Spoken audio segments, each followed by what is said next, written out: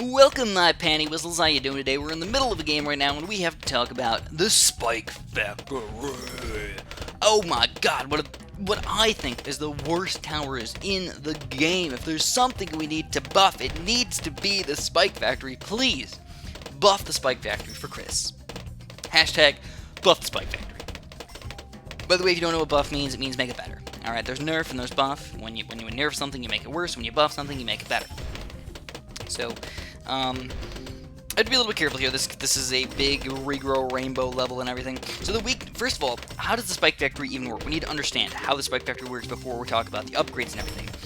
Because it's weird. In BTD5, what happens is the Spike Factory puts out spikes as soon as, each round starts putting out spikes, and at the end of each round, they disappear.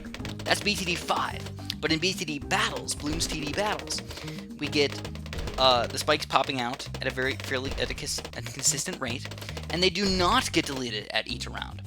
And this made the Spike Factory unbelievably overpowered back in the day. Back in the day, the spikes stayed on the map forever. And because of this, if you put a Spike Factory down on round 1, and none of the balloons got to the end, you'd have 1 billion road spikes at the end of round 18 or something, and nothing could kill you at this point. It's just like, bruh. It also had a big deal with lag. We had a lot of lag going on. Because there's so many items on the screen, a lot of the devices couldn't handle it. So they had to change it. They had to change the Spike Factory, and when they changed it, they made it so much worse. I don't know if this will affect the lag. I don't know if this will change the game, how much this will actually change the game, but I feel like the spikes should just come out faster. Unless it is literally going to make the game unplayable from lag or something like that, we need to make it better. So as a 0-0 Spike Factory, basically you're popping 5 road spikes down every 2 seconds or so. So it's like, realistically, you can't even pop all the balloons on round 1 and 2. So this is actually going to rush us with a Moab right now. This is kind of interesting. Would have not really expected that. I'm feeling fairly safe against these guys with all my dart monkeys over here, and a spike, and a reasonable amount of spikes in the end, and also I'm going to get a whirlwind as well, just in case he does decide to rush with a second Moab. This guy's been rushing me quite a bit lately. I don't know why. He's been rushing me kind of weird things overall, but I feel like we can defend most things. And we've gone to the fireball. It's kind of weird that tornado seems like it was just hitting the leads and just dying. I don't know why that was happening. I've never seen that happen before, by the way. So, as a 0-0 Spike Factory, is he worth it? No, not really. $700, $750, doesn't pop very many balloons. Is he worth it? Not really. The cool thing is that the road spikes do go down, and you can get a pretty big pile of road spikes on the screen. And the good thing is that they do stay there for a long time. They stay there through the rounds. But usually just don't get big enough piles to make them worthwhile in a lot of situations. If people are rushing you with any sort of weird rush, they're going to kill you, and especially with regrows. Regrow rainbows or regrow zebras or anything, if you don't defeat it with your normal, regular defense, the regrows are just going to walk right through your defense. There's nothing's going, no amount of spikes is going to stop a gigantic regrow rush. So realistically, these lower level Spike Factories, terrible against regrows. Terrible against regrows. Because you usually put them at the end of the map.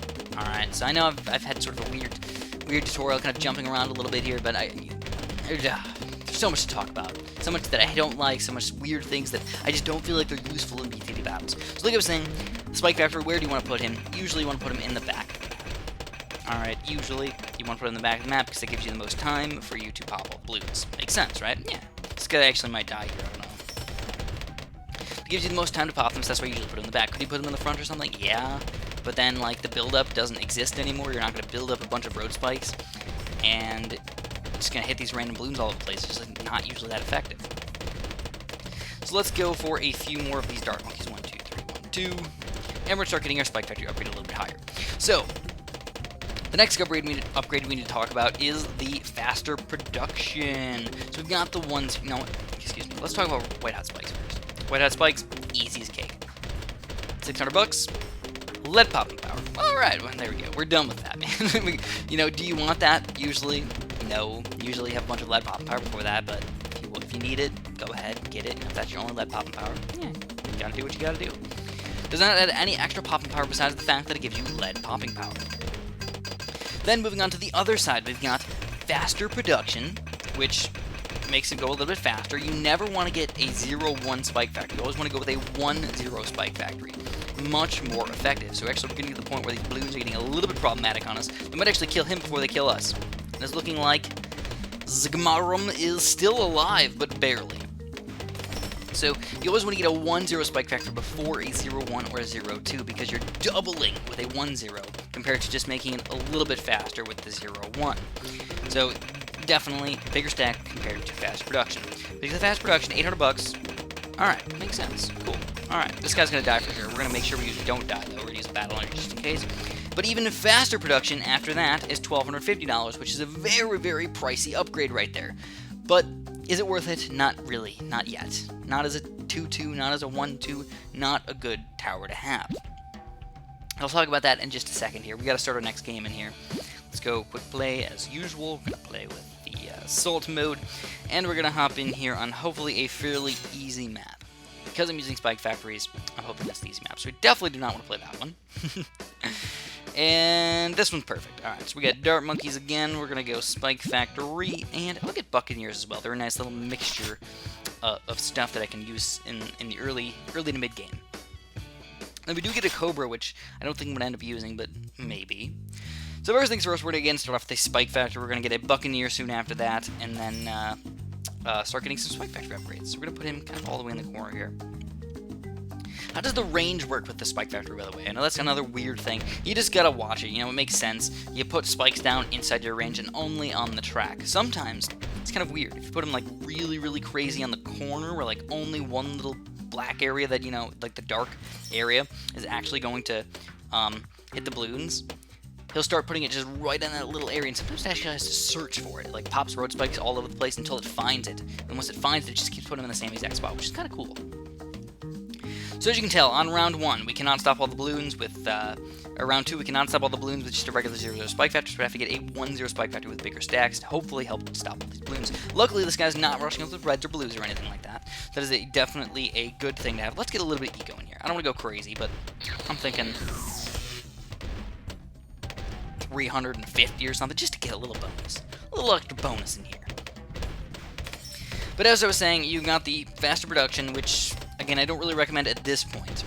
And then you've got the even faster production, which is $1,250, even more pricey, and it gives you a little bit extra faster shooting. Again, I don't really recommend that yet either.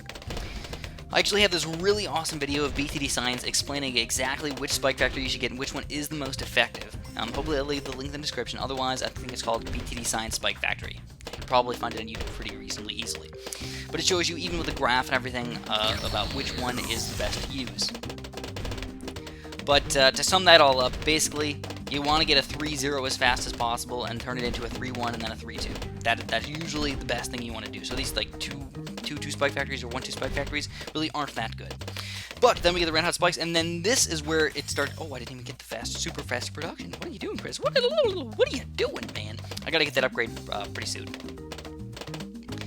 As you can tell, though, the money is fairly scarce.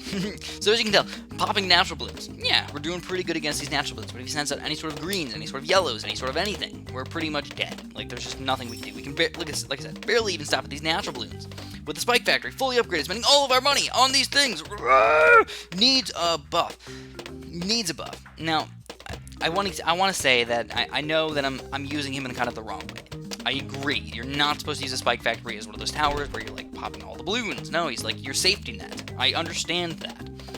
But I still feel like, as a safety net, he's still not a good safety net. He's just not powerful enough. A little bit more. No, don't go crazy. Don't double his pop power or anything. Don't double the speed. 25% stronger. I'd be happy. I'd be a good golden person. So here we go. Third tier upgrades. This is important. This is where the Spike Factory starts to take off and be where he actually should be. Alright, so the Spike Ball Factory, $2,200. Whoop! Get him. Boom! We actually have a pretty decent amount of popping power in here now. These spike balls are actually pretty good against the balloons. So, but we had to spend a ridiculous amount of money to get him. You know, we're talking about $5,000 or something like that, like almost over $5,000. We sell him for $5,000. It had to be about $6,000 to buy this guy. So what? Yeah, he is expensive. So, if you were going to get a Spike Factory, I would recommend a 3-2 Spike Factory. He is the lowest cost per pop. Alright, that's the best way to put it. Lowest cost per pop. But even so, still not that good with his amount of pops that he's getting. So we're going to pop in a few dart monkeys over here just to, help out a little bit. We're going to get a couple dart monkeys, just like 1, 2. Pop in a buccaneer over here as well, just in case we do need a cannon ship for those leads, just in case. I know this guy can pop leads as well, but if we're getting 0 popping power out of our dart monkeys, that's definitely going to hurt us just a little bit. Alright, so, we've got the 3-2 Spike Factory. What about the 4th tier Spike Factory? The worst tower in the game. Oh my god. Oh my god. Oh my god. Stay away from that guy. 4-2 Spike Factory. I do not like him in battles. At all. I do not like him. For $12,000. He is so darn pricey. So he disconnected. Hopefully he'll come back. He does. And I think we got this game. But $12,000. I cannot see myself spending $12,000 in a Spike Factory in BTD battles. Oh god, no. Oh god, I'm rocking in my chair right now, thinking about how terrible that would be. I don't like it. I think it's terrible. Do not do it, please. Pretty please. Can you use him? Is he effective? Is he more powerful? Yes, he is. But for $12,000, man, no, please don't do it. Just don't. But we need to talk about the other side. So we're going to go, boop. Now, of course, bigger stacks, always. Then we start getting fast production and getting a even faster production. So now we get a Spike Factory over here. Why did I put him over here? Well, you guys remember, I said put him only in the back, right? Well, oh, so look at that, man. He is going to rush us with some leads, which is kind of sad. So we're going to have to go like this. We're going to have to go with cannon ship. We're going to have to go with longer cannons. We're going to have to use the battle energy. And we're going to have to go with another cannon ship as well. This should hopefully annihilate all these balloons. I mean, the Spike Factory has been popping a lot of these balloon poppers. It looks like we will magically defend. Magically delicious. Yes, okay, we defended. But I had to sell my other Spike Factory, so that's kind of sad. So we're going to go like this. We're going to go bam shazam. We're going to go bigger stacks, faster production, and even faster production when we get the money for it.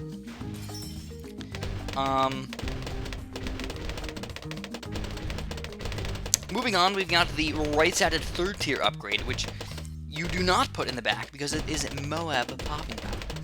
You usually want to put him somewhere on a large spread. It's the best way to put it. Put him somewhere near the beginning, near the middle, in a large spread. Depends. Near the beginning is kind of a rough place to put it. But if you have a lot of popping power before it, but not enough to pop the Moab, then you can put it somewhere in the middle. That's where I like to put it. Usually in the middle. Just makes sense. Depends. Completely depends. Wherever you decide is best for you. Depending on your towers and all that other crap. But it's a $3,000 upgrade to make him way better at popping mobs. I don't know the exact number. I don't know if it's 3 times more effective, 5 times more effective, but it is a lot more effective at popping these mobs. So I highly recommend it whenever you can. Also, we need to make sure this guy's on strong, make sure he pops the leads. The problem is, the balloons usually end up killing all of the spikes, so it makes our Moab pop power a lot less, especially if you have 2 or 3 Moabs coming out in a row. This guy becomes a lot less effective. So actually, this guy is going to surprisingly try and kill us with a BFB. I'm going to monkey pirate it really quick. And we're going to sell this guy, and he's going to go for another one against us. Oh, interesting. Very interesting indeed. We're going to monkey pirate this one as well. Rebuy our cannon ship. We're going to use the battle energy again. And we are going to buy a couple dart monkeys. Look at that extremely expensive tower in the back actually finally doing something. If you're, like I said, if you're going to get a Spike Factory, get the 3-2. He's a fairly good safety net, but is the lower level towers terrible safety net? Terrible safety net. Too expensive. Too darn expensive. If there's anything that I think you should change, bigger stacks, cool. Fast production, make it $500. Even fast production, make it $750. Then I'd be like, alright, now this makes sense. We can actually use the Spike Factory in an effective way. Those small little changes that make a world of difference for me. So now we've got the Moab Shredder Spikes. Again, he's going to go for another one against me. What a jerk face. What an absolute jerk face. We got a few seconds in here. We're going to use it at time the way we want to. And we're going to go, boop, monkey pirates. And we're going to get another monkey pirate to take care of over here. Alrighty. And hopefully this is, again, enough balloon popping power. There's a lot of ceramics coming through. We're down to 55 lives. Alright, so we gotta take care of this guy. We gotta say, suck my balls, and we gotta get rid of this guy. He is gonna kill us. He's got a lot of really good rushes coming out against. So we're gonna go full-on zebras. Also gonna use battle energy over here. We're gonna go full-on zebras with a follow-up of regrow zebras against that fire mage, which is gonna totally annihilate him over here. I was being way too nice to him, not rushing him with his terrible, terrible defense over there. And we do end up surviving and winning that game. Fantastic. But to finish it off with the Spike Factory talk, you also got the 2-4 Spike Factory, which is the Moab Shredder ability. Shoots out Moab Shredding spikes all over the map. Is it effective? It's okay. Use it if you want to, don't use it if you don't want to, it's alright. Usually there's better things to use, but hey, if you got a billion boabs on the screen, and you don't have a lot of boab popping power, you can shoot those all over the map and do a lot of boab popping power, and you also sell and buy that thing as well, which does a pretty decent amount of popping power as well. What do I give the Spike Factory? I'm only going to give it a 3 out of 10. I cannot use a 0-0, I cannot use a 1-0, I cannot use a 0-1-2-2, whatever, I can't use any of those. I can use a 3-2 sort of effectively, and I can use a 2-3 like a little bit, maybe a 1-3 like a little bit, but overall I just cannot see a lot of ways to use the Spike Factory, and selecting him in a tower when you only get 3 choices is like, no, I just don't want to use him ever. I cannot see a way that I would actually want to pick the Spike Factory on any map ever. And that's why I'm giving him a 3 out of 10. Can you use him? Yes, he's not a negative aspect, he does do pops, and he does, his safety net job, he does okay as a safety net, I suppose, once you get a 3-2 going.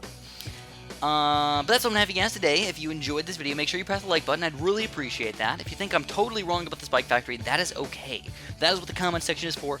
Tell me what you think about the Spike Factory in the comments down there. And you guys can mingle amongst each other, mingle amongst yourselves, talk about how terrible I am at explaining what the Spike Factory does. Thanks for watching and have a super duper delicious day.